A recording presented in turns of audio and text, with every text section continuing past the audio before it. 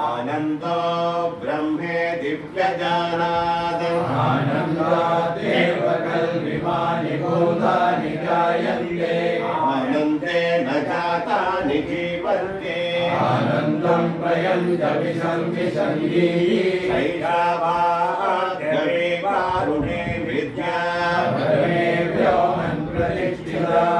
एवं वेद प्रतिष्ठति अन्नवानन्नादो भवति महान् भवति प्रजया पशुभिर्ब्रह्मवर्चसेन महान् आनो वा अन्नं शरीरमन्नादम् प्राणे शरीरं प्रतिष्ठितं शरीरे प्राणप्रतिष्ठितः एतदन्नमन्ये प्रतिष्ठितं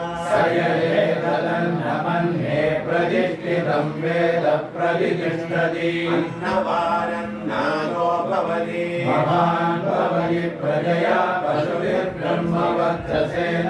महान् कीर्त्या अन्नं न परिदक्षीरा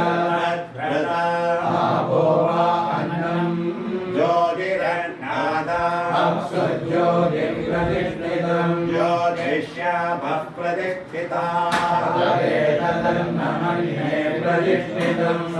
एतदन्नमन्ये प्रतिष्ठितं वेद प्रतिष्ठति अन्नवानन्नादो भवति महान् भवति प्रजया पशुभिर्ब्रह्मवर्चसेन महान् कीर्त्या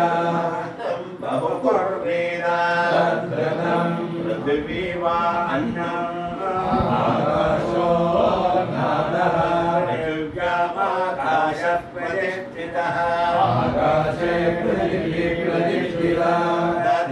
तदेतदन्नमन्ये प्रतिष्ठितं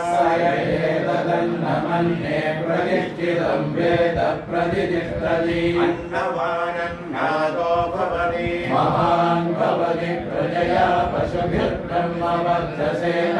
महान् कीर्त्या वसतो प्रत्यारक्षीता तस्मात् गया गया च विदया प्रपन्नं प्राप्नुयात् राज्यस्मादन्नविद्या चक्षते एतद्वै मुखतो अन्नगं प्राप्तं मुखतोऽस्मा अन्नगं चाच्यते एतद्वै मध्यतो अन्नगं प्राप्तं मध्यतोऽस्मा अन्नगं चाच्यते एतद्वा अन्नवो अन्नगं प्राप्तं अन्ततोऽस्मा अन्नगं चाच्यते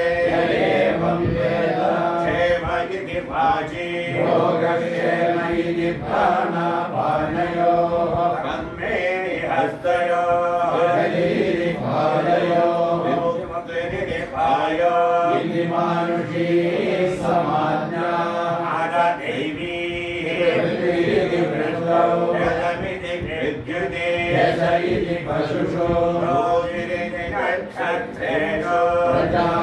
प्रजाभिरमृतमानन्द इत्युपस्थे सर्वविद्याकाशे तत्प्रतिष्ठेत्युपासीत प्रतिष्ठावान् भवति तन्मह इत्युपासीत महान् भवति तन्मन इत्युपासीत मानवान् भवति तन्नम इत्युपासीत गम्यन्ते स्मै कामाः तद्ब्रह्मेत्युपासीत ब्रह्मवान् भवति तद्ब्रह्मण परिमल इत्युपासीत